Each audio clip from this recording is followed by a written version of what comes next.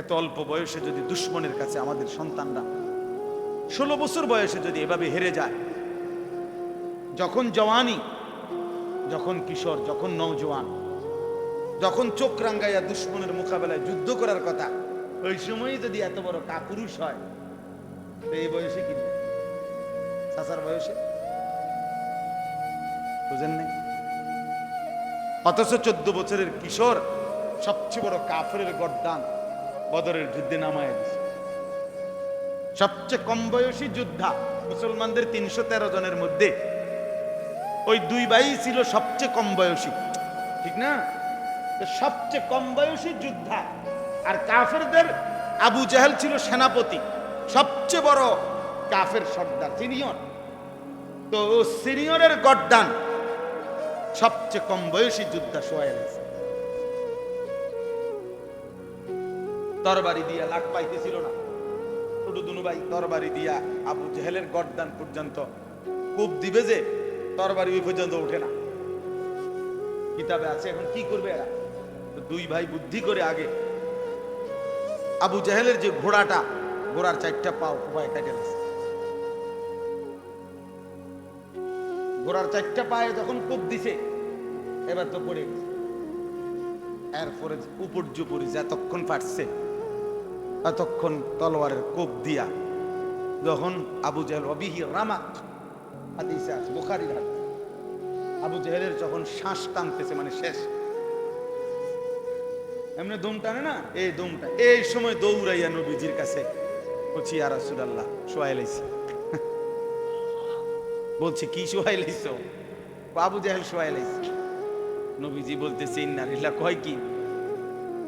আরে কিও কষ্টে বলাইনি, কি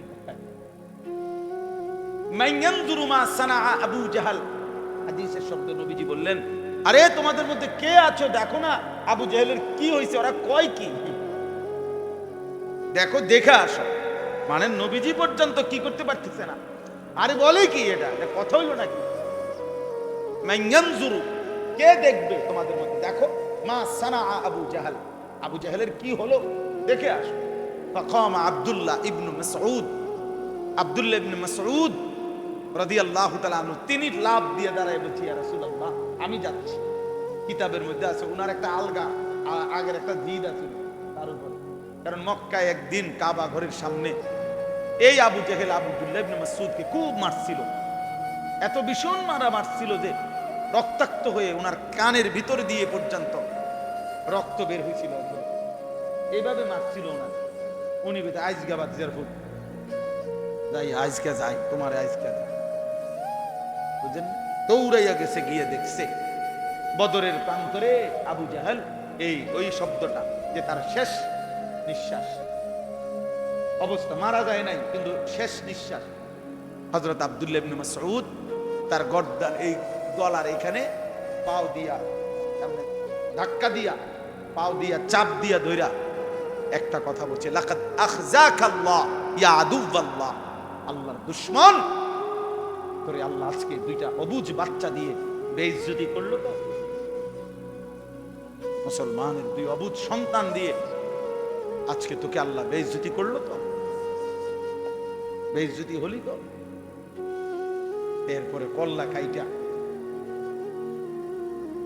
এরপরে কল্লা খাইটা, এটা এত বড় কল্লা, এটা আলগাইতারে না।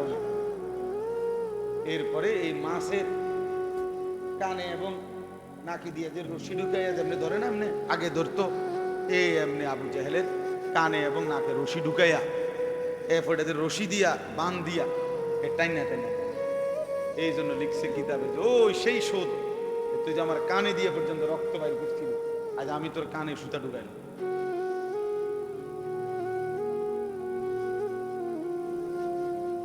যাই হোক বাপ, আজকে আপনারা আপনাদের সন্তান, আপনাদের নিজের জীবন ফিকির করেন, ফিকির করেন। এই একজন মানুষ হলো, ভাবেন আসলে কি করতেছেন, ছোট্ট করে হলেও হিসাব মিলাইয়া কবরে যান। আপনি, আপনার স্ত্রী, 4টা ছেলে মেয়ে, মানে আমার 4 ছেলে মেয়ে, আমি, আমার বিবি, তাহলে আমরা 6 জন। আমার 6 জনের আমি হিসাব মিলানোর দরকার।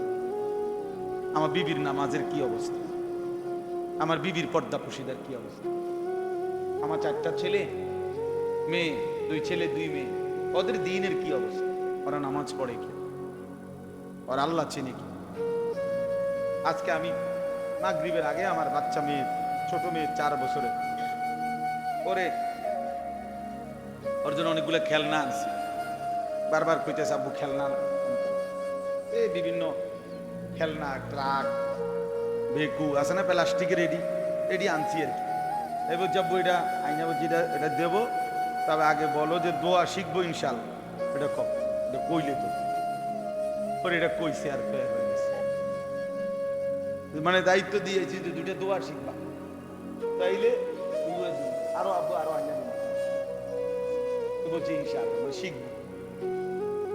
আমার একটা জিম্মাদারি। আমার 9 বছরের ছেলে ফজরের নামাজে আমি দাঁড়াই থেকে উঠাইয়া উজু করাই, এরপরে একসাথে বাপফুতে মসজিদে নামাজ, যতক্ষণ হয় না ওঠে উজু না করে তো এতক্ষণ আমি দাঁড়ায় থাকি। এটা আমার জিম্মাদারি কিনা বলেন না? হুদাকে ওয়াজ করুন, আমার দায়িত্ব, আমার দায়িত্ব। আমার স্ত্রী, আমার ছেলে মেয়ে, তাদের দ্বীনের নজর রাখা, খোদার কসম এটা আমার প্রধান দায়িত্ব। ঘর যদি নাও মিলে ওরা করতে পারে, সোফা যদি আমি করে দিয়ে যাইতে নাও পারি ওরা পারে। আমার আব্বা আমাদের 5 ভাইয়ের জন্য ঘরও করে দেয় নাই, ফার্নিচারও কিচ্ছু কিনে দেয় না, কিচ্ছু না। আমার আব্বার মৃত্যুর পরে আমি কিছুই পাই নাই, ঘর দুয়ার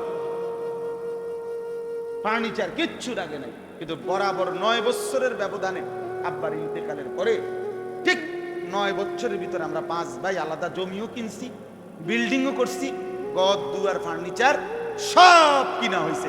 আপনি চলেন একজন একজন করে আপনাদের দেখাবো, আমরা 5 ভাইয়ের ভাই। কথা বুঝছে? মিলে গেছে, দুনিয়া মিলে যায়, বাপ ছাড়াও দুনিয়া হয়ে যায়। কিন্তু বাবা 5 ভাইকেই আলেমে দ্বীন বানাইছে। বাবা থাকতে এটা দেখে গেছে, আব্বা জীবিত থাকতেই আমাকে 5 জনের পড়ালেখা শেষ হয়ে, আলহামদুলিল্লাহ। এমনি বললাম আর বুঝার জন্য বুঝাই, এটা আমার বাবার দায়িত্ব। ঘর করে না দিলেও চলবে, বিল্ডিং করে না দিলেও চলবে, ওগুলা হয়ে যায়। ও সোফা এক সেট বানানো এত কঠিন কিছু, সোফা এক সেট 60-70 হাজার টাকা। এটার লেগে এত মিশা কথা কোন লাগে না, এত টাকা সুদ খাইতে হয় না, এত বাটফারি করার লাগে না। ডাইনিং টেবিল একখান বানানোর লেগে 6খান চেয়ার বানানোর লেগে আপনি মিথ্যুক বছরের পর বছর হারাম করে সুদ খায়, ঘুষ খায়, কিস্তি নেয়, আরে নাফরমান, বিনিময়ে কি বানাইছো? হ্যাঁ, ঘরে কি বানাইছো দেখছি না আমরা। তুমি কি 200 তলা বিল্ডিং এর মধ্যে থাকো না? এই দুনিয়ার সামান্য কুদুর ফার্নিচার, কাছের ফ্লেট, নুনের বাড়ি, চায়ের কাপ, বাথরুম টাইলস, এই কুদুর লোডা বদনার জন্য এত বড় অনন্তকালের আখিরাত ছেড়ে দিলাম। কামটা করলা কি? কাল্লা বাল তুহিব্বুনাল আজিলা ওয়া তাদারুনাল আখিরা। রব্বুল আলামিন বললেন, বান্দা কি করলা? হায় বান্দা, তুমি বুঝি দুনিয়াকে ভালোবেসে ফেললা। কাল্লা বাল তুহিব্বুনাল আজিলা, নগদ দুনিয়া বুঝি ভালোবেসে ফেললা। ওয়া তাদারুনাল আখিরা, আখিরাতকে বুঝি ছেড়ে দিলা। আখিরাতকে বুঝি ছেড়ে দিলা। ইয়ালামুনা যাহিরাম মিনাল হায়াতিদ দুনিয়া ওয়া হুম আনিল আখিরাতি হুম গাফিলুন। আল্লাহ বলে, বান্দা শোনো না, তুমি তো দেখি খুব দুনিয়া বুঝলা, কিন্তু আখিরাতের ব্যাপারে গাফিল হয়ে রইলা। 70 বছর আগের দলিল বাইর করে লাইছে, 90 বছর আগের দলিল টালি দিয়া টাকা খাবাইয়া 90 বছরের আগের দলিলের লগে এমন ফেস লাগাই দিছে দিয়া, সত্য মিথ্যা সিটারি বাটফারি করে 3 শতক জায়গা নিয়ে আনিছে। কামিয়াব, কামিয়াব বাটফার, কামিয়াব হয়ে গেছ। 3 শতক জমি তোরে বেহেশতে দিব। হ্যাঁ বেড়া দেখছিস নি বেড়া কেমনে জমি উদ্ধার করন লাগে, তুই পাইতি না? তোর মতে এরম হেসা কথা কইলে হ্যাঁ ইতা নইতো না, বুদ্ধি লাগে। বুদ্ধি, এটা বলে বুদ্ধি। বাটফার বাট পারি না লাগে, হেটা না বলবি বেটা, তো বুদ্ধি লাগে কি আরাম কর, বুদ্ধি লাগে। তোমার মতো এমন সত্য কথা কইলে ব্যবসা করতে একটা সালাকি লাগে। 3টে কমলা ফসা দিয়ে 12টা ডজন ডজন বেচে লাইবা, যদি না বেচতে আরো তোমারে দিয়ে ব্যবসা হইতো না, তোমারে দিয়ে হইতো না। ব্যবসা তোমার লেগে আইছে না, ব্যবসা আইছে সিটারের লেগে না, ব্যবসা আইছে বাটফারের লেগে। দুনিয়া বুঝে, বাপ পুত্রে দুনিয়া বুঝায়, বাপ নাতিরে দুনিয়া বুঝায়, মিথ্যার সবব দিচ্ছে, হারামের উৎসাহিত, নাফরমানির জন্য কি করছে? উৎসাহিত। আহা আফসোস। অথচ বড় পীর আব্দুল কাদের জিলানী, আমরা সবাই জানি, 10 বছর বয়সে মা তার সন্তানকে সত্যবাদিতা শিখাইছে, আখলাক শিখাইছে। আল্লাহ আমাদেরকে বুঝ দান করে। আমরাই বুঝি ভাই, ছেলেরা বাপ, নষ্ট হইও না বাপ, নষ্ট হইও। কেউ তোমার মনে রাখবে না, তোমার নিজের লাইফ তুমিই তো দেখাও। শেষ পর্যন্ত ছেলে পেলের এখন হালাত হইল, কেউ যেহেতু তারে দেখে না, এই জন্য নিজের ছবি নিজেই সারাক্ষণ নিজে নিজেই হাসে, নিজেই সেলফি তোলে, নিজে হাত আলগি দেয়, নিজে হাসে, নিজে কাইত হয়, শীত হয়। প্রতিবন্ধী যে পাপ, তার সিরা যে তার সিরা, তো তারা তার সিরা পাগল, তারাই তো এরকম নিজে নিজে হাসে, নিজে নিজে যেটা মন চাইটাই। আমার তো এই জন্য সবসময় এটা মনে হয়, মোবাইলে যারা সেলফি তোলে, নিজের ছবি নিজে উঠে উঠে এরা প্রতিবন্ধী, তার সিরা পাগল, এটা মাতাল ছাড়ার, এটা মাতাল। চুল নিয়ে যারা ব্যস্ত হয়, পুরুষ ছেলে, মানে সারাক্ষণ চুলের নিয়ে ফ্যাশন, একটু পর পর চুল ফিরায়, একটু পর পর আয়নাতে দেখে, একটু পর পর ডিজাইন বদলায়, চুলের উপরে সারাক্ষণ পেরেশানি যাদের, এ হাফ লেডিস, অর্ধেক অর্ধেক লেডিস, বাকি অর্ধেক লেডাস। মানে লেডিসের পুরুষবাচক শব্দ আর নিজে বানাই নিচ্ছি, এটা ইংরেজিতে নাই, আমি এটা বানাইছি। লেডিসের সাথে হলো লেডাস, এটা এই পদার্থ। কারণ হলো আপনি যুক্তিতে বুঝবেন, পৃথিবীতে চুল নিয়ে সৌন্দর্য চর্চা, এটা নারীর শোভা। সর্বযুগেই নারীর সৌন্দর্য, নারীর শোভা চুলের মধ্যে। নারী এই জন্য চুলের উপরে, পৃথিবীতে যত নারীর চুলের উপরে তেল আছে, পুরুষের এত তেল আছে। নারীর চুল আশ্রয়ের জন্য যত আইটেমের চিরুনি আছে, পুরুষের জন্য এত চিরুনি আছে। বুঝা গেল চুল নিয়ে খুব সৌন্দর্য চর্চা করা, ব্যস্ত থাকা, এটা কার শোভা? নারীর শোভা। তো তোরে যেহেতু দুশ্মনে চুলের উপরে ব্যস্ত করে দিলে, তোরে হাফ লেডিস বানাবে, আর কিছুদিন চেষ্টা করলে ফুল লেডিস হয়ে যাবে, অথবা কমপক্ষে ট্রান্সজেন্ডার হওয়া যাবে। এটারও তো প্রচারণা চলতেছে, ঠিক না? ট্রান্সজেন্ডার মানে ঘুমাইছিল জায়গা ওইটা বলতেছে, এখন আমার মনে হইতেছে আমি তো ছিলাম 15 বছর ছেলে, এখন আমার কাছে কেন জানি মনে হচ্ছে আমি মেয়ে। আর ওই ইউরোপের বেঈমানরা ওরা বলে দিছে, হ্যাঁ যদি তোমার মনে হয় তুমি মেয়ে, তাহলে তুমি মেয়ে। কত বড় নৃশংস, অসভ্য, নিকৃষ্ট।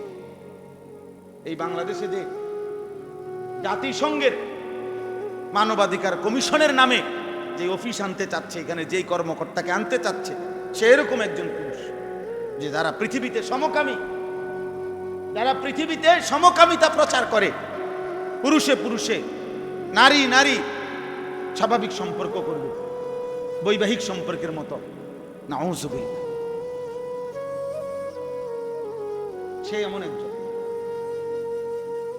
পরেই বাংলাদেশে আনতে চাচ্ছে। বা ওলামায়ে গ্রামের আশেপাশে সবার বিয়ের মধ্যে গান বাদ্য, ঢোল তবলা, নারী পুরুষ এক লগে খাওয়ায়, আর আমি আর আলগা প্যান্ডেল করে বিড়িতে লেগে কে যায় এত ঝামেলা করতে? বাতে না দুগা খাইব বেড়িত মানুষ, খাইয়া আবার যাইব, দেও এক লগে বয়ে এলাম,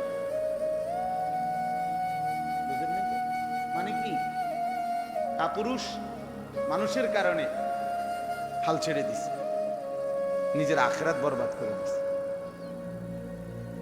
অথচ যদি অ্যাক্সিডেন্টের মুহূর্তে এমন হইতো যে 50 জন যাত্রীর মধ্যে 49 জনই মারা গেছে, কিন্তু উনি যদি বুঝতে আমি একা হলেও বাঁচতে পারবো, বাইরে যাবো, তাহলে তো উনি নিশ্চয়ই চেষ্টা করবে না বাইরে হওয়ার। কথা বলেন, একটা বাসে অ্যাক্সিডেন্ট হয়েছে, এখন 49 জনই মনে করেন আহত বা মারা গেছে, একজন লোক বুঝতেছে যে আমি এখনো মরি নাই, আমি বের হইতে পারবো, এখন উনি কি বলবে? না আমি কি লেগার বাইরে হবো, 10-এর যেই গতি আমারও সেই গতি, এটাই তো বলবে, ঠিক না? কি করবে সে? একা হলেই কি করবে? এইটাই এখানেও কি এটাই, আখিরাতের বেলায়ও কি এটাই, যে আমি বলছি রাত দিন সবাই, আমি ডাকছি স্ত্রী সন্তান ছেলে মেয়ে দেশবাসী মহল্লাবাসী, কিন্তু কেউ শুনলো না। আমার সবটুকু চেষ্টার পরেও ঠিক আছে, কিন্তু তবুও আমি নিজের ঈমান, নিজের আমল, নিজের আখিরাত ছাড়া যাব।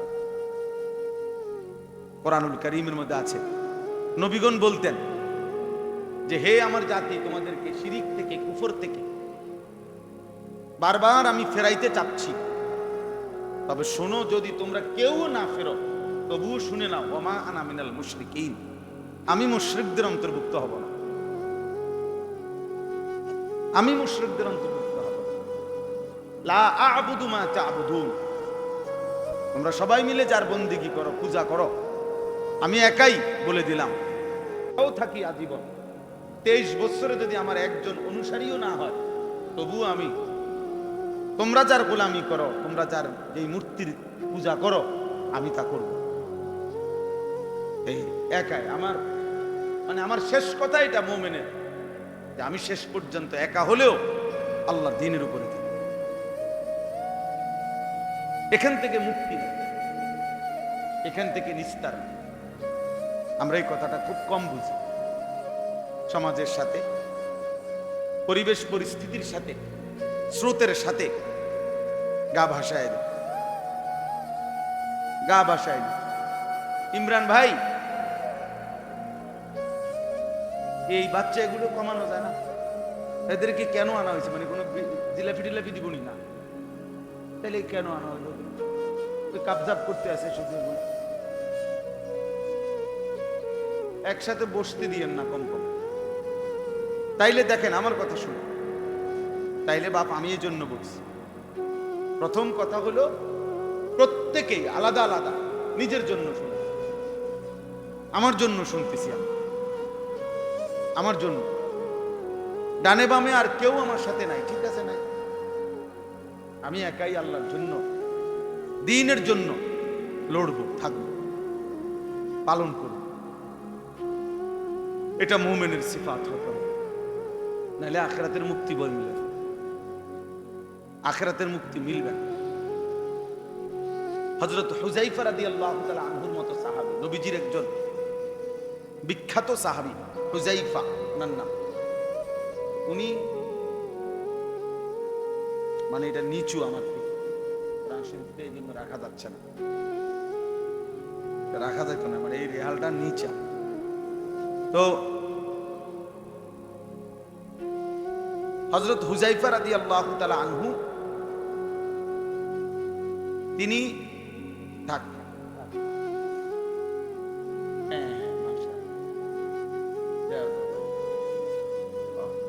ওইটা দেন।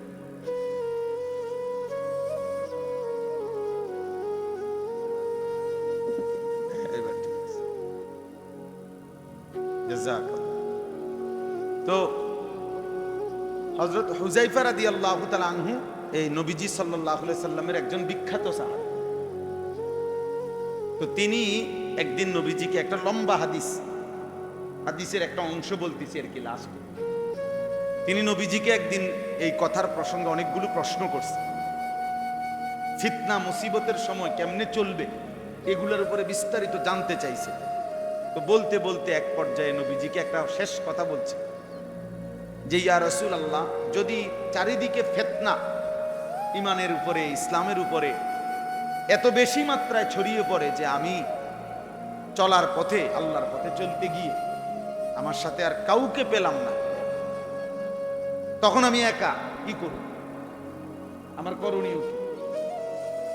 তখন হাদিসে আছে নবী সাল্লাল্লাহু আলাইহি ওয়াসাল্লাম বলছেন ফাতাজিলিল ফিরাকা কুল্লাহা, সব দল সব মত ছেড়ে দাও,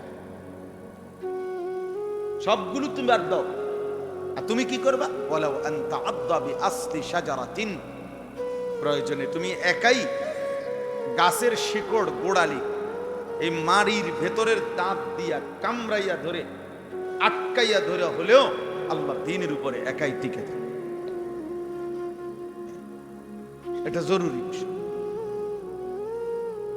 এই সমাজে আজকে আমাদের অনেক কষ্ট হইতেছে, এক একটা মাদ্রাসার ছাত্ররে ধরে রাখতে জান প্রাণ কষ্ট হইতেছে।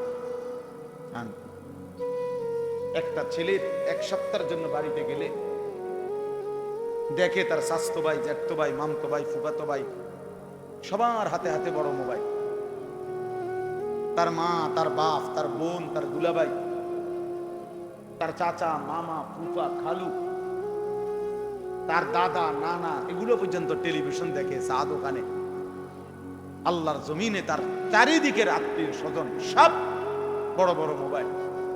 এই অবস্থায় এই ছেলেটারে কোরআন শেখানো, মুখস্থ করানো, আবার মাদ্রাসায় ফিরাইয়া আনা ঠিক মতো আবার সবক খুব কঠিন, রীতিমতো যুদ্ধ,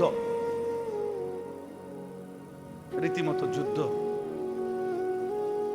খুব কষ্ট হয় এখন, খুব কষ্ট। সেদিন আমার এক অভিভাবক ঢাকায়, আমাদের মহব্বত করে একজন ভাই, ওনার ছেলে ঢাকা পড়ে, হিফজখানায় 7 পারা পড়ছে, এখন বাড়িতে চলে আসছে, আইসা বলতেছে তার আব্বা মা, আমার চাচাতো ভাই, ফুফাতো ভাই সবাই উচ্চ শিক্ষিত হচ্ছে, আর তোমরা আমার মূর্খ বানাবার জন্য এখানে ফেলে রাখছো। আমি এটা বুঝছি। 12 থেকে 12.5 বছরের বাচ্চার এই বুঝ আসবে, আল্লাহ কোরআন করতে গিয়ে তার মা বাপ মূর্খ বানায় দিতেছে, আর তার সাথে ছেলেরা সব উচ্চ শিক্ষিত, মানে ওরা সবাই 12 বছরে মাস্টার্স পাস করিয়া মনে ঢাকা ইউনিভার্সিটি প্রফেসর হয়ে গেছে। এরমই তো বুঝাইলো, হে তো 12 বছর বয়সে কি সব ঢাকা ইউনিভার্সিটি পাস করে লেগেছে নাকি? কি বুঝাই কে তার এই বুঝ দিল? এই আমার আশপাশ, তার আশেপাশে, তার আপন জনরাই, এই ইতা করবি তুই, হ্যাঁ দেখতাম না তুই কিরবি, এত বছর বুঝি কোরআন শরীফ পড়ন লাগে, হ্যাঁ হাফিজি করে কিরবি, মানুষের বাড়ির দাওয়াত খাইবি, বুঝছেন না কথা? আর তাইলে প্রতিদিন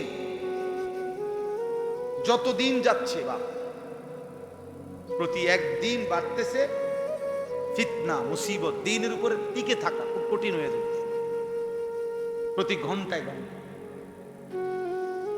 আল্লাহ নবী সাল্লাল্লাহু আলাইহি ওয়াসাল্লাম বলছেন, একটা সময় এমন আসবে যখন একজন মানুষ কবরস্থানের সামনে দাঁড়িয়ে আফসোস করবে আর বলবে যে হায় আফসোস, ইয়া লাইতানি মাকানাহু, হায় আফসোস, আমি যদি ওই লোকটা যদি কবরে না থাকে, আমি যদি কবরে,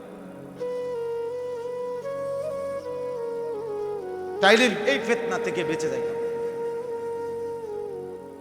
বুখারী শরীফের একেবারে প্রথম খণ্ডে কিতাবুল ঈমানের মধ্যে এই হাদিস আছে, আমরা নিজে পড়ছি, পড়াইছি। আল্লাহ নবী সাল্লাল্লাহু আলাইহি ওয়াসাল্লাম বলছেন, অচিরেই তোমাদের উপরে এমন ফিতনা আসবে, দ্বীনের উপরে চলা এত কঠিন হবে যে শেষ পর্যন্ত একজন ব্যক্তি তার দ্বীন বাঁচানোর জন্য একটা ছাগল, যে শুধু দুধ দেয়, দুধওয়ালা একটা ছাগল বকরি নিয়ে কোন জঙ্গলের উপরে একাকী চলে যাবে, শুধু দুধ দহন করে খাবে জীবন বাঁচানোর জন্য, আর জঙ্গলের উপরে চলে গিয়ে নিজের ঈমান বাঁচানোর জন্য ইয়াফিররু বিদীনিহি মিনাল ফিতান, বুখারীর হাদিস। চলে যাবে। লোকালয়ে টিকে থাকা এত কঠিন হয়ে যাবে ঈমান। বুঝছে? 5 বছরের বাচ্চা, 4 বছরের বাচ্চা, 8 বছরের বাচ্চার মোবাইল টিপা দেখলে পাগল হয়ে যাওয়ার প্রশ্ন। এবার কিভাবে টিপতে আছে? কে তার মা? কে তার মা? এত বড় নাফরমানিতে তারে অভ্যস্ত করাইল কি? জিনে আইসা অভ্যস্ত করাইছে। অপদার্থ মা বাপ,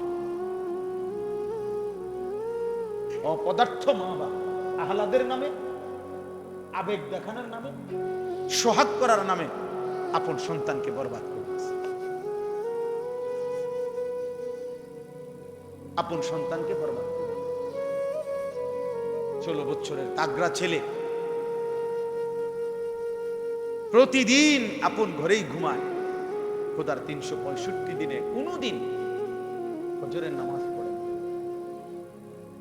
আর এই অপদার্থ মা বাপ নামের এই অথর্ব দুইটা তাদের চোখের সামনে এই নাফরমান প্রতিদিন 8টা-9টা বাজে ঘুম থেকে উঠে, আর ওরা ওরেই নাস্তা করে, ওর জন্যই বিল্ডিং করতেছে, ওর জন্যই জমি কিনতেছে, ওর জন্যই মাথার ঘাম পায়ে ফেলে টাকা রোজগার করতেছে। এই অপদার্থের জন্য যে সারা রাত হয় মোবাইলে নারীর ছবি দেখছে, উলঙ্গ দৃশ্য দেখছে, এখন ঘুমায় আছে জানোয়ারের মতো, উঠবে 9টা কিংবা 10টা বাজে। আর এই অপদার্থের জন্য হইতে বেড়া আজকে 12 বছর বিদেশ করে এদের গাম বাইয়া বাইয়া একটা টাকার জন্য, একটা রিয়ালের জন্য বেচারা কঠোর রৌদ্রে, আরবের মরুভূমিতে, আরবের গরমে একটা টাকা কষ্ট করে কামাই রেখে এই হাইওয়ান।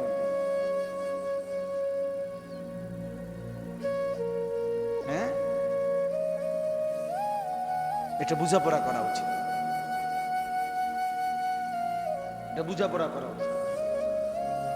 আল্লাহ নবী সাল্লাল্লাহু আলাইহি ওয়াসাল্লাম একদিন মদিনায় একটা পাহাড়ের একটু উঁচা জায়গায়, টিলা, ওখানে উঠে, মানে এরকম জায়গাতে উঠছেন যে এখন মদিনার সব ঘর বাড়ি দেখা যায়। মানুষের একটু উঁচা উঠলে নিচের সব দেখা যায় না। কুমিল্লা শহরে এই যে যেটারে কুমিল্লা টাওয়ার বলে, এখন Comilla medical college, central medical college, এইটা প্রথম কুমিল্লা একটা সালাউদ্দিন হোটেল আছে, নাম করা হোটেল, পুরাতন ঐতিহ্যবাহী হোটেল। এই হোটেলের পাশে একটা 6 তলা বিল্ডিং হয়েছিল নতুন। আমরা এই সময় প্রাইমারি স্কুলে 3তে বা 4-এ পড়ি শহরে। এই সময় এই 6 তলা বিল্ডিংটার মধ্যে এই হসপিটালটা চালু হয়েছিল। তো এই কুমিল্লায় 6 তলা বিল্ডিং, পোলাপাইন আইসা কইতো 6 তলা বিল্ডিং এর ছাদে উঠলে সারা কুমিল্লা দেখা যায়। তা আমরা বিকালবেলা আসরের পরে ঠাকুরপাড়া থেকে হাইটা এই বিল্ডিং এর সিঁড়ির মুখে দাঁড়াই থাকতাম, আর শুধু এই দারোয়ানডারে পাহারা দিতাম। তে যদি একটু সাইডে যাইতো একটা দৌড় দিয়া ছাদে উঠতে লাইতাম, মানে ওই দেখার জন্য যে সারা কুমিল্লা দেখা যায়। মানে এটা পরের দিন স্কুলে গল্প করতাম যে কালকে দেখছি ওই ছাদে উঠছি, 6 তলার ছাদে উঠছি, মানে এটা একটা জীবনের অনেক বড় ক্রেডিট মনে করতাম, যে বিরাট সফলতা। তো আল্লাহ নবী সাল্লাল্লাহু আলাইহি সাল্লাম এই উঁচু জায়গায় উঠে মদিনার সব ঘরবাড়ি দেখা যাইতেছে, সাথে সাহাবারা। আল্লাহ নবী সাল্লাল্লাহু আলাইহি সাল্লাম বলেন, ইন্নী লা আরাল ফিতান খিলালা বুয়ুতিকুম কামাওয়াকিল কাতর। বলতেছে সাহাবারা, আমি তোমাদের প্রত্যেকের ঘরের কোনায় কোনায়, ঘরের চালে চালে, ঘরের ছাউনিতে দেখতে পাচ্ছি বৃষ্টির ফোঁটার মতো ফিতনা হচ্ছে। কামাওয়াকিল কাতর, বৃষ্টির ফোঁটার মতো। বলে বৃষ্টির ফোঁটা কিভাবে পড়ে? প্রথম ফোঁটা পড়ার 5 মিনিট পরে আরেক ফোঁটা পরে, এর 5 মিনিট পরে আরেক ফোঁটা পরে, এভাবেই তো না। কেমনে দেয়? অনবরত, অনবরত কি না? অনবরত বৃষ্টির ফোঁটা, বৃষ্টির ফোঁটা আলাদা করার সুযোগ নেই। আমি কেমনে আলাদা করবেন? মানে প্রতি ফোঁটা আলাদা করার পারবেন? এটা এইভাবে রাসূল পাক সাল্লাল্লাহু আলাইহি ওয়াসাল্লাম বলছেন, ফিতনা আমি দেখতে পাচ্ছি তোমাদের ঘরগুলোর ফাঁকে ফাঁকে। বলে এই জন্য বাপ, আমি যে কথার থেকে শুরু করছি, ছেলেরা তোমগরও এটা বলতে চাইছিলাম যে আলাদা শোনো তোমার জন্য, কারণ হতে পারে শেষ তোমার সাথে আর কেউ নেই, আল্লাহর পথে চলার জন্য আর কেউ নেই, দ্বীনের পথে চলার জন্য হতে পারে আর কেউ নেই, কিন্তু সেদিনও তোমাকে একা হলেও আল্লাহ দ্বীনের উপরে থাকতে হবে। অতএব আমি আমার প্রয়োজনে, আমার জন্যে, আমার ঈমান, আমার আমল আখিরাতের জন্যে আমার আল্লাহর কথা শোনা দরকার, বোঝা দরকার, শেখা দরকার, শেখা দরকার। একজন মুসলমানও সে তার স্ত্রী, সন্তান, নিজের পরিবারকে আল্লাহর দ্বীন থেকে বঞ্চিত করা মানে, কোরআন থেকে বঞ্চিত করা মানে খোদার কসম এই বাবা মা বাস্তবিক অর্থে তার পরিবারের জন্য কিছুই দিয়ে দেয়। এই দুনিয়া যদি 1 কোটি বারও কেউ দিয়ে যায়, অথচ আল্লাহকে চিনায় নাই, আখিরাতকে চিনায় নাই, আল্লাহর কোরআন ধরতে দেয় নাই, রাসূলের সুন্নাহ চিনে না, বাকি দুনিয়া যদি 1000 বারও দিয়ে যায়, আল্লাহর কসম কিছুই দেয়। अगर एक तू नहीं मेरा तो कोई शै नहीं है, जो तू मेरा तो सब मेरा, फलक मेरा जमीन। যখন আল্লাহ আমার নয় তো কিছুই আমার নয়, जो तू मेरा तो सब मेरा। বুজুর্গানে দ্বীন বলে যে আয় মাওলা, যখন তুমি আমার তো সবই আমার, আসমানও আমার, জমিনও।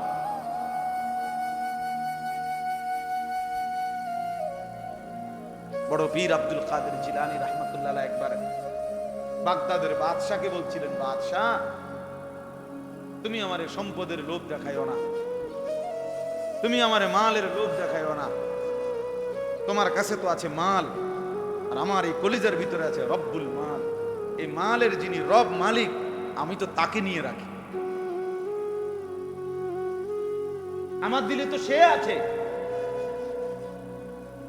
তুমি তো দুনিয়া নিছো, আমি তো রব্বুদ দুনিয়া ওয়াল আখিরা, দুনিয়া আখিরাতের যিনি রব সে তো আমার কলিজায়। আমি তোমার চাইতে বড় ধনী, আমি তো তোমার চাইতে বড় ধনী। হ্যাঁ, এই জন্য আল্লাহকে নিয়ে থাকা, আখিরাতকে নিয়ে থাকা, এটা এক মানুষের জীবনের মূল পরিচয়।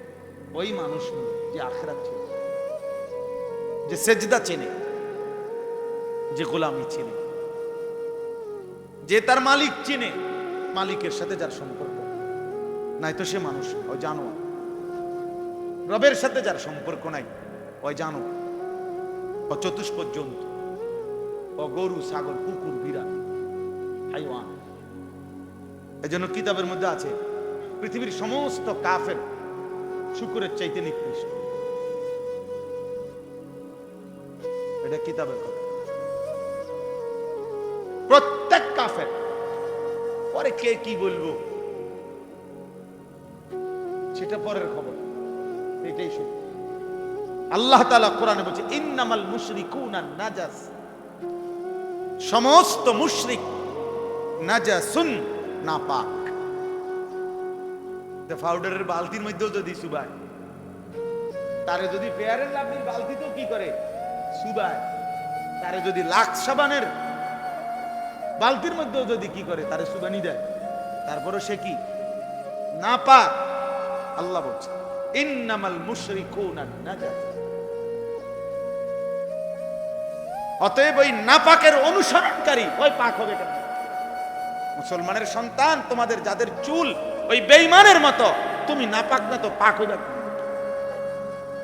অপদার্থ, কাপুরুষ বেটা। ইহুদির চুল পছন্দ করলি, তোর ভিতরে কোন মুসলমানের কি আছে? এক নাস্তিক, এক মুরতাদ, এক জন্ম নাই, বংশ নাই, পরিচয় নাই।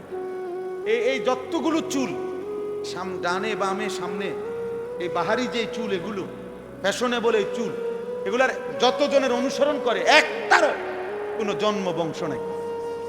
আমি চ্যালেঞ্জ করলাম, একদম এখন চ্যালেঞ্জ করলাম, একটারও কোনো বংশের কোনো পরিচয়, ওদের জন্মের কোনো ঠিকানা নেই। তাহলে বেটা জারজ যদি কোনো মানুষ হয়, কোন মানুষ যদি অবৈধ সন্তান হয়, তার আখলাক গ্রহণ করার দ্বারা, তার চাল চলন বেশভূষা গ্রহণ করার দ্বারা তুই নাফরমানের ভিতরে কি আসবে?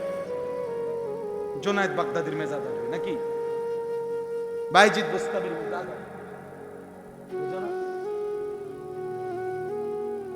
বুঝো না?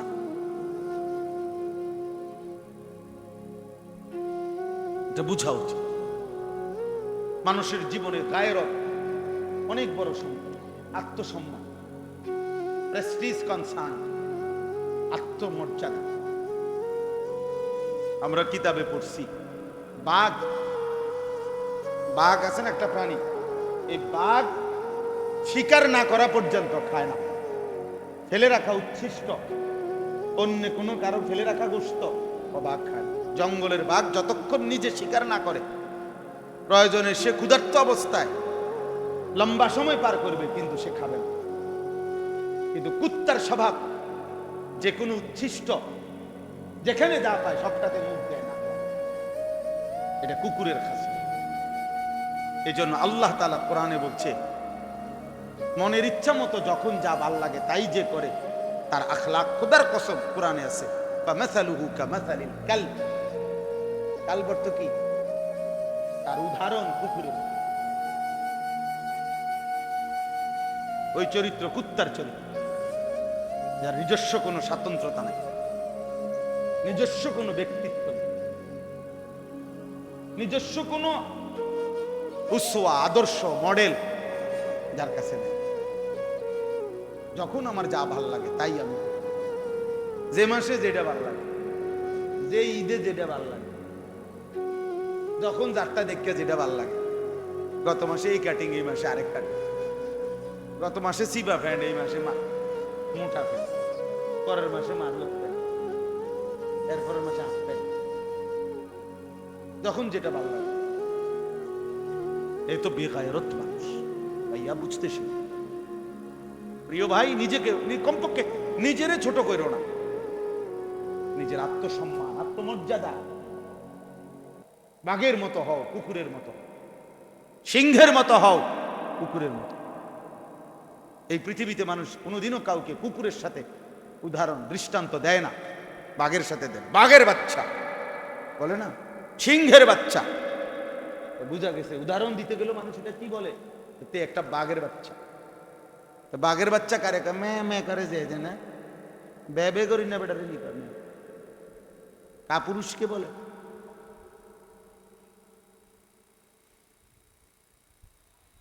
হযরত উসমান রাদিয়াল্লাহু তাআলা আনহুকে নবীজি সাল্লাল্লাহু আলাইহি ওয়াসাল্লাম হুদাইবিয়ার সন্ধির সময় কাফেরদের সাথে কথা বলার জন্য পাঠাইছিলেন। হুদাইবিয়ার সন্ধির সময় হযরত উসমানকে বলছে, তুমি আমার পক্ষ থেকে মক্কায় কুরাইশ কাফেরদেরকে গিয়া বুঝাইয়া বলো যে আমরা যুদ্ধ করতে আসি নাই, আমরা আসছি উমরা করতে। তো ৬ষ্ঠ হিজরিতে হযরত উসমান রাদিয়াল্লাহু তাআলা আনহু তখন কাফেরদের কাছে যখন কথা বলার জন্য নবীজির দূত প্রতিনিধি হিসাবে গেলেন, তখন ওই কাফের সর্দারদের মধ্যে উসমান রাদিয়াল্লাহু তাআলা আনহুর একজন চাচাতো ভাই ছিল, আত্মীয় আর কি উনার। উনি তো এই মক্কারই আগে, তো ও তখনও কাফের। আবান ইবনে সাঈদ, সে পরে মুসলমান হয়েছে, তখনও মুসলমান হয় নাই। তো ও ওইখানে ছিল বসা। সে উসমান রাদিয়াল্লাহু তাআলা যখন আসছে কথা বলার জন্য, উসমান রাদিয়াল্লাহু তাআলা আনহুর দিকে তাকাইয়া আগে বাড়ছে, মানে আগে উঠতে আগাইয়া গেছে আর কি। উসমানের সামনে গেছে, একা সামনে আগাইয়া তার কাছাকাছি গিয়ে বলছে, উসমান তুমি এটা কি পড়লা? লুঙ্গি, ইজার, তোমার লুঙ্গিটা এমন কেন? বলতেছে মানে কি হয়েছে? হযরত উসমান বলল, বলছে তুমি তোমার লুঙ্গি মানে গোড়ালির অনেক উপরে, তুমি জানো না আমাদের আরবে সম্ভ্রান্ত ব্যক্তি যত বেশি সম্ভ্রান্ত হয় কুরাইশের, তার টাকনুর নিচে, গোড়ালির নিচে কাপড় তত বেশি হেঁচড়ায়, মানে তত বেশি নিচে থাকে। হ্যাঁ, কসম আল্লাহর, এটা কিতাবে আছে। তো তিনি বললেন যে তুমি টাকনুর এত উপরে তোমার লুঙ্গি উঠাই ফেললা, বোঝা তো যাচ্ছে ইসলাম গ্রহণ করার কারণে তোমার কোনো পদমর্যাদা, সম্মান, ইজ্জত বলতে কিচ্ছু নাই, বুঝছেন? কাজে তুমি দ্রুত এটা নামাও, এই কাপড় নিচে নামাও, টাকনুর নিচে নামাও। আমরা নিজে কিতাবে পড়ছি, হযরত ওসমান জোরে আওয়াজ করে বলছে। হযরত ওসমান এমনিতেই লজ্জাশীল মানুষ ছিলেন, কিন্তু সেদিন তিনি উচ্চ আওয়াজে বললেন, লা আল্লাহি হাদা ইজারু সাহিবু নবিয়িনা মুহাম্মদ সাল্লাল্লাহু আলাইহি ওয়াসাল্লাম, লা, যাবে না, হবে না, আল্লাহর কসম এটা আমার সাথী, আমার বন্ধু, আমার রাসূলের পবিত্র লুঙ্গি মোবারক, এমন টাকনুর উপরে। অতএব বেটা, তোর এই সমস্ত নেতা আমার রাসূলের সামনে 2 পয়সার পেশাবের ফোঁটার মর্যাদাও তো রাখেন, পেশাবের ফোঁটার মর্যাদাও তো রাখেন। কার সামনে কারে তুলনা দিতে? হ্যাঁ, তো উনি এক সুতা লুঙ্গি কি করেন নাই, নামান। এটা আত্মমর্যাদা, গায়রত। আমি মুসলমান, আমি ইমানদার, আমি ইমানদার। এত অল্প বয়সে যদি দুশ্মনের কাছে আমাদের সন্তানরা 16 বছর বয়সে যদি এভাবে হেরে যায়, যখন জওয়ানি, যখন কিশোর, যখন নওজোয়ান, যখন চোখ রাঙ্গাইয়া দুশ্মনের মোকাবেলায় যুদ্ধ করার কথা, ওই সময়ই যদি এত বড় কাপুরুষ হয়, তো এই বয়সে কিনবে চাচার বয়সে, বুঝেন নাই? অথচ 14 বছরের কিশোর সবচেয়ে বড় কাফেরের গর্দান বদরের যুদ্ধে নামায় দিছে। সবচেয়ে কম বয়সী যোদ্ধা মুসলমানদের 313 জনের মধ্যে ওই 2 ভাই ছিল সবচেয়ে কম বয়সী, ঠিক না? তো সবচেয়ে কম বয়সী যোদ্ধা, আর কাফেরদের আবু জাহেল ছিল সেনাপতি, সবচেয়ে বড় কাফের সর্দার, সিনিয়র। তো সিনিয়রের গর্দান সবচেয়ে কম বয়সী যোদ্ধা সোহাইল, তরবারি দিয়া লাখ পাইতেছিল না, ছোট দুনু ভাই তরবারি দিয়া আবু জাহেলের গর্দান পর্যন্ত কূপ দিবে, যে তরবারি ওই পর্যন্ত ওঠে না, কিতাবে আছে। এখন কি করবে এরা? তো 2 ভাই বুদ্ধি করে আগে আবু জাহেলের যে ঘোড়াটা, ঘোড়ার 4টা পাও কুপায় কাটে লেছে। ঘোড়ার 4টা পায়ে যখন কূপ দিছে, এবার তো পড়ে গেছে। এরপরে উপর্যুপরি যতক্ষণ পারছে ততক্ষণ তলোয়ারের কোপ দিয়া, যখন আবু জাহেল অবিহি রামাক, হাদিসে আছে, বুখারীর হাদিস, আবু জাহেলের যখন শ্বাস টানতেছে, মানে শেষ, এমনি দম টানে না, এই দমটা, এই সময় দৌড়াইয়া নবীজির কাছে বলছি, ইয়া রাসূলুল্লাহ শোয়াই লাইছি। বলছে কি শোয়াই লাইছো? আবু জাহেল শোয়াই লাইছি। নবীজি বলতেছে, ইন্না লিল্লাহি, কয় কি? আরে কিও কয়, বলেন কি কয়? মান ইয়ানজুরু মা সানা আবু জাহাল, হাদিসের শব্দ নবীজি বললেন, আরে তোমাদের মধ্যে কে আছো, দেখো না আবু জাহেলের কি হয়েছে, ওরা কয় কি, দেখো, দেখে আসো। মানে নবীজি পর্যন্ত কি করতে পারতেছে না। আরে বলে কি, এটা কথা হইল নাকি? মান ইয়ানজুরু, কে দেখবে তোমাদের মধ্যে, দেখো, মা সানা আবু জাহাল, আবু জাহেলের কি হলো দেখে আসো। ফাকামা আব্দুল্লাহ ইবনে মাসউদ, আব্দুল্লাহ ইবনে মাসউদ রাদিয়াল্লাহু তাআলা আনহু, তিনি লাভ দিয়ে দাঁড়ায় বলছি, ইয়া রাসূলুল্লাহ আমি যাচ্ছি। কিতাবের মধ্যে আছে ওনার একটা আলগা আগের একটা জিদ আছিল তার উপরে। কারণ মক্কায় একদিন কাবা ঘরের সামনে এই আবু জেহেল আব্দুল্লাহ ইবনে মাসউদকে খুব মারছিল, এত ভীষণ মারছিল যে রক্তাক্ত হয়ে ওনার কানের ভিতর দিয়ে পর্যন্ত রক্ত বের হয়েছিল। অথরে এইভাবে মারছিল ওনার। উনি বলতে আইজগা বাতিজার ফুট যাই, আজকে যাই, তোমার আজকে যাই, বুঝলেন? দৌড়াইয়া গেছে, গিয়ে দেখছে বদরের প্রান্তরে আবু জাহেল, এই ওই শব্দটা যে তার শেষ নিঃশ্বাস অবস্থা, মারা যায় নাই কিন্তু শেষ নিঃশ্বাস। হযরত আব্দুল্লাহ ইবনে মাসউদ তার গর্দান এই গলার এখানে পাও দিয়া এমনি ধাক্কা দিয়া, পাও দিয়া চাপ দিয়া ধইরা একটা কথা বলছে, লাকাদ আখযাকাল্লাহ ইয়া আদুওয়াল্লাহ, আল্লাহর দুশমন তোরে আল্লাহ আজকে দুইটা অবুঝ বাচ্চা দিয়ে বেইজ্জতি করলো। তো মুসলমানের দুই অবুঝ সন্তান দিয়ে আজকে তোকে আল্লাহ বেইজ্জতি করলো। তো বেইজ্জতি হলি তো। এরপরে কল্লা খাইটা, এরপরে কল্লা খাইটা, এটা এত বড় কল্লা, এটা আলগাইতারে না উনি। এরপরে এই মাছের কানে এবং নাকি দিয়ে যে রশি ঢুকাইয়া যেমনি ধরে না, এমনি আগে ধরতো, এই এমনি আবু জাহেলের কানে এবং নাকে রশি ঢুকাইয়া এরপরে রশি দিয়া বান দিয়া এ টাইনা টাইনা দেন। এই জন্য লিখছে কিতাবে যে ওই সেই শোধ, তুই যে আমার কানে দিয়ে পর্যন্ত রক্ত বাইর করছিল, আজ আমি তোর কানে সুতা ঢুকাইলাম।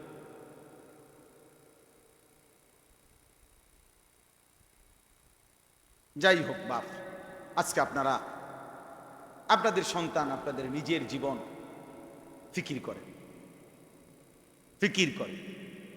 এই একজন মানুষ হলো ভাবেন আসলে কি করতেছেন, ছোট্ট করে হলেও হিসাব মিলাইয়া কবরে যান।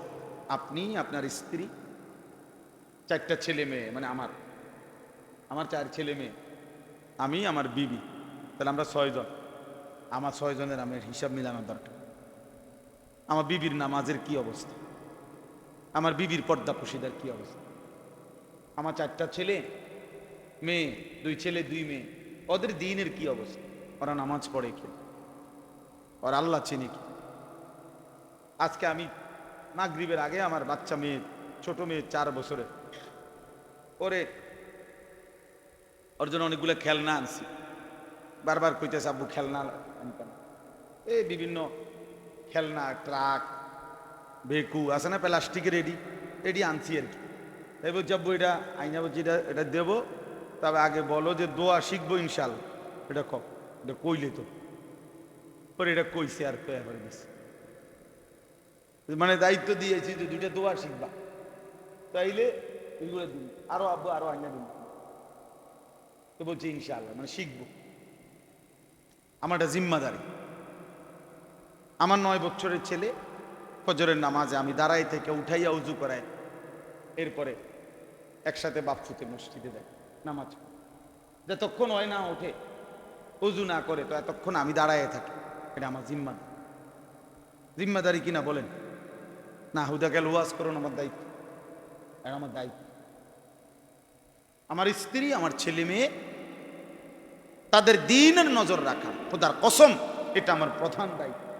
ঘর যদি নাও মিলে ওরা করতে পারে, সোফা যদি আমি করে দিয়ে যাইতে নাও পারি, ওরা পারে। আমার আব্বা আমাদের 5 ভাইয়ের জন্য ঘরও করে দেয় নাই, ফার্নিচারও কিচ্ছু কিনে দেয় না, কিচ্ছু না। আমার আব্বার মৃত্যুর পরে আমি কিছুই পাই নাই, ঘর দুয়ার, ফার্নিচার কিচ্ছু লাগে নাই। কিন্তু বরাবর 9 বছরের ব্যবধানে আব্বার ইন্তেকালের পরে ঠিক 9 বছরের ভিতরে আমরা 5 ভাই আলাদা জমিও কিনছি, বিল্ডিংও করছি, ঘর দুয়ার ফার্নিচার সব কিনা হয়েছে। আপনি চলেন একজন একজন করে আপনাদের দেখাবো, আমরা 5 ভাইয়ের মা। কথা বুঝছেন? মিলে গেছে, দুনিয়া মিলে যায়, বাপ ছাড়াও দুনিয়া হয়ে যায়। কিন্তু বাবা 5 ভাইকেই আলেমে দ্বীন বানাইছে। বাবা থাকতে এটা দেখে গেছে, আব্বা জীবিত থাকতেই আমাকে 5 জনের পড়ালেখা শেষ হয়েছে, আলহামদুলিল্লাহ। এমনি বললাম আর বুঝার জন্য বুঝাই, এটা আমার বাবার দায়িত্ব। ঘর করে না দিলেও চলবে, বিল্ডিং করে না দিলেও চলবে, ওগুলা হয়ে যায়। ও সোফা এক সেট বানানো এত কঠিন কিছু, সোফা এক সেট 60-70 হাজার টাকা। এটার লেগে এত মিশা কথা কোন লাগে না, এত টাকা সুদ খাইতে হয় না, এত বাটফারি করন লাগে না। ডাইনিং টেবিল একখান বানানোর লেগা 6খান চেয়ার বানানোর লেগে আপনি মিথ্যুক বছরের পর বছর হারাম করে সুদ খায়, ঘুষ খায়, কিস্তি নেয়, আরে নাফরমান বিনিময়ে কি বানাইছো? হ্যাঁ, ঘরে কি বানাইছো দেখছি না আমরা। তুমি কি 200 তলা বিল্ডিং এর মধ্যে থাকো নাকি? এই দুনিয়ার সামান্য কুদ্দুর ফার্নিচার, কাছের ফ্লেট, নুনের বাড়ি, চায়ের কাপ, বাথরুম টাইলস, এই কুদ্দুর লোডা বদনার জন্য এত বড় অনন্তকালের আখিরাত ছেড়ে দিলা। কামটা করলা কি? কাল্লা বাল তুহিব্বুনাল আজিলা ওয়া তাদারুনাল আখিরা। রব্বুল আলামিন বললেন, বান্দা কি করলা? হায় বান্দা, তুমি বুঝি দুনিয়াকে ভালোবেসে ফেললা। কাল্লা বাল তুহিব্বুনাল আজিলা, নগদ দুনিয়া বুঝি ভালোবেসে ফেললা। ওয়া তাদারুনাল আখিরা, আখিরাতকে বুঝি ছেড়ে দিলা। আখিরাতকে বুঝি ছেড়ে দিলা। ইয়ালামুনা যাহিরাম মিনাল হায়াতিদ দুনিয়া ওয়া হুম আনিল আখিরাতি হুম গাফিলুন। আল্লাহ বলে, বান্দা শোনো না, তুমি তো দেখি খুব দুনিয়া বুঝলা, কিন্তু আখিরাতের ব্যাপারে গাফিল হয়ে রইলা। 70 বছর আগের দলিল বাইর করে লাইছে,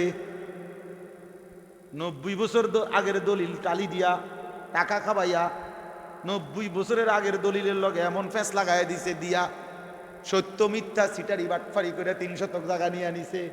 কামিয়াব, কামিয়াব বাটফার, কামিয়াব হয়ে গেছ। 3 শতক জমি তোরে বেহেস্তে দিব। হ্যাঁ, আপনার বেড়া দেখছত নি বেড়া কেমনে জমি উদ্ধার করন লাগে? তুই পাইতি না? তোর মতে এরম হেসা কথা কইলে হ্যাঁ ইতা নইতো না। বুদ্ধি লাগে, হ্যাঁ বুদ্ধি, এটা বলে বুদ্ধি। বাটফার, বাটফারই না লাগে এটা না বলবি বেটা, বুদ্ধি লাগে কি লাগে? আরাম খোর, সে কয় বুদ্ধি লাগে। তোমার মতো এমন সত্য কথা কইলে ব্যবসা করতে পারতাম। সালাকি লাগে। 3টে কমলা ফসা দিয়া 12টা ডজন ডজন বেচে লাইবা, যদি না বেচতে আরো তোমারে দিয়ে ব্যবসা হইতো না। তোমারে দিয়ে হইতো না। ব্যবসা তোমার লেগে আইছে না, ব্যবসা আইছে সিটারের লেগে, ব্যবসা আইছে বাটফারের লেগে। দুনিয়া বুঝি, আহ বাপ পুত্রে দুনিয়া বুঝায়, বাপ নাতিরে দুনিয়া বুঝায়, মিথ্যার সবক দিচ্ছে, হারামের উৎসাহিত করতে,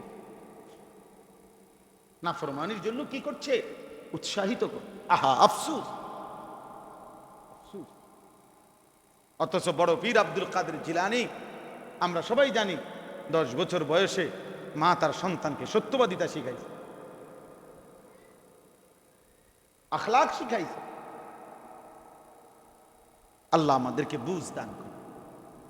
আমরাই বুঝি ভাই, ছেলেরা বাপ, নষ্ট হইও না বাপ, নষ্ট হইও না। কেউ তোমারে মনে রাখবে না। তোমার নিজের লাইফ তুমিই তো দেখাও। শেষ পর্যন্ত ছেলে পেলের এখন হালাত হইল, কেউ যেহেতু তারে দেখে না, এই জন্য নিজের ছবি নিজেই সারাক্ষণ নিজে নিজেই হাসে, নিজেই সেলফি তোলে, নিজে হাতালগি দেয়, নিজে হাসে, নিজে কাইত হয়, শীত হয়। প্রতিবন্ধী যে তার সিরা, যে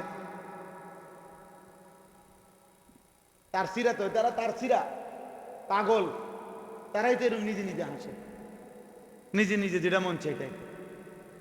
আমার তো এই জন্য সবসময় এটা মনে হয়, মোবাইলে যারা সেলফি তোলে, নিজের ছবি নিজে উঠে উঠে এরা প্রতিবন্ধী, তার সিরা পাগল। এটা মাতাল ছাড়া আর কিছু, এটা মাতাল। চুল নিয়ে যারা ব্যস্ত হয়, পুরুষ ছেলে, মানে সারাক্ষণ চুলের নিয়ে ফ্যাশন, একটু পর পর চুল ফিরায়, একটু পর পর আয়নাতে দেখে, একটু পর পর ডিজাইন বদলায়, চুলের উপরে সারাক্ষণ পেরেশানি যাদের, এ হাফ লেডিস, অর্ধেক অর্ধেক লেডিস। বাকি অর্ধেক লেডাস, মানে লেডিসের পুরুষবাচক শব্দ আর নিজে বানাই নিছি, এটা ইংরেজি শব্দ, এটা ইংরেজিতে নাই, এমনি আমি এটা বানাইছি। লেডিসের সাথে হলো লেডাস, এটা এই পদার্থ। কারণ হলো আপনি যুক্তিতে বুঝবেন, পৃথিবীতে চুল নিয়ে সৌন্দর্য চর্চা এটা নারীর শোভা। সর্বযুগেই নারীর সৌন্দর্য, নারীর শোভা চুলের মধ্যে। নারী এই জন্য চুলের উপরে, পৃথিবীতে যত নারীর চুলের উপরে তেল আছে, পুরুষের এত তেল আছে? নারীর চুল আশ্রয়ের জন্য যত আইটেমের চিরুনি আছে, পুরুষের জন্য এত চিরুনি আছে। বোঝা গেল চুল নিয়ে খুব সৌন্দর্য চর্চা করা, ব্যস্ত থাকা, এটা কার শোভা? নারীর শোভা। তো তোরে যেহেতু দুশ্মনে চুলের উপরে ব্যস্ত করে দিলে, তোরে হাফ লেডিস বানাবে,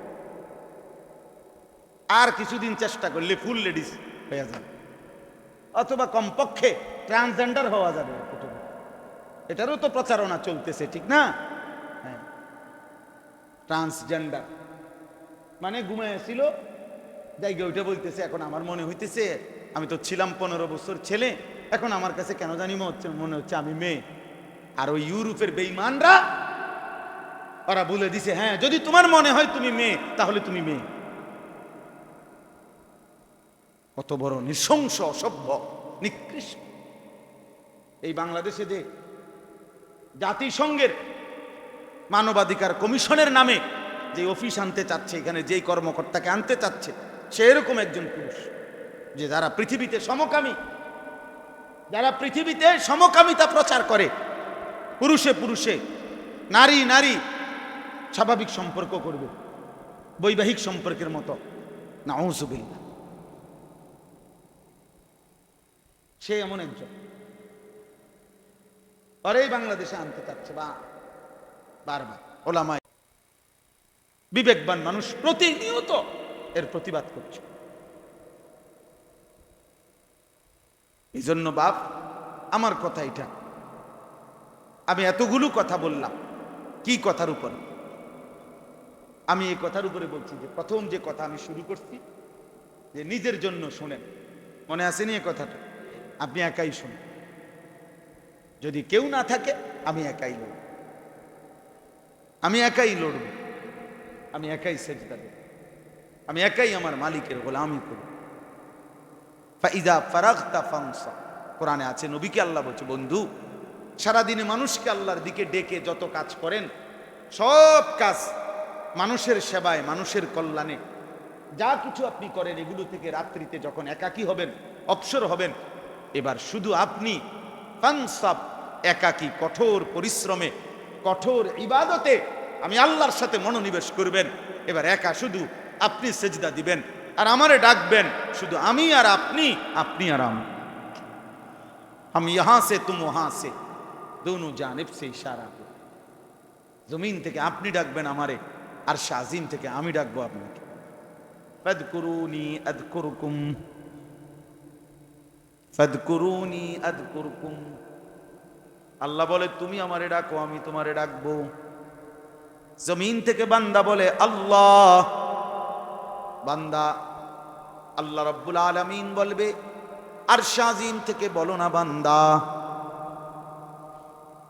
এজন্য আল্লাহ তাআলা কোরআনে বলছে, ইউহিব্বুহুম ওয়া ইউহিব্বুনা, আমার জমিনে এমন বান্দা থাকবেই সর্বদা। এই পৃথিবীর যে কেউ মন চায় আমার দিন যদি ত্যাগ করে, আল্লাহ কোরআনে বলছে সূরা মায়েদার মধ্যে, কোনো অসুবিধা নাই বান্দা, যার মন চায় ছেড়ে দাও, কোনো অসুবিধা নাই, কিন্তু মনে রেখো এমন বান্দা আমি আল্লাহ নিজ দায়িত্বে এই জমিনে রাখবই। এমন মোমেন ইউহিব্বুহুম ওয়া ইউহিব্বুনা, যারা আমাকে ভালোবাসে, আমি যাদেরকে ভালোবাসি, এমন বান্দা থাকবে। তোমার মতো আঙ্গাল কাঙ্গালের লাগিয়া আমার দিন আটকাবে, তোমার মতো বেটাদের জন্য আটকাবে। আজকের পৃথিবীতে দেখেন না, সারা পৃথিবীতে যদি আমরা 200 কোটি মুসলমান হই, আর ওই ফিলিস্তিনের গাজার মাটির নিচে বাংকারে, মাটির নিচের গুহায় গর্তে যে মুজাহিদরা হামাসের, এরা যদি মনে করেন 2 লাখ হয়, কথার কথায় যদি 1 লাখ হয়, মনে করেন যদি 10,000 হয়, যদি 10 জনও হয়, যদি 1 জনও হয়, খোদার কসম ইসরায়েল এবং আমেরিকা 200 কোটি মুসলমানকে যেটুকু ভয় পায় না, ওই মাটির নিচের মুজাহিদ একজনকে তার চাইতে 1000 কোটি গুণ বেশি ভয় পায়। ওদের ভয় হলো অগরের, ওরা আমগরে তালাশ করে না, অগরে তালাশ করে। এই সমস্ত বম্পিং এর মাকসাদ কি? ওই যে আগের দিনে আপনার গর্তের মধ্যে এক ধরনের ফোক আসিল, আমরা ছোটবেলায় দেখছি।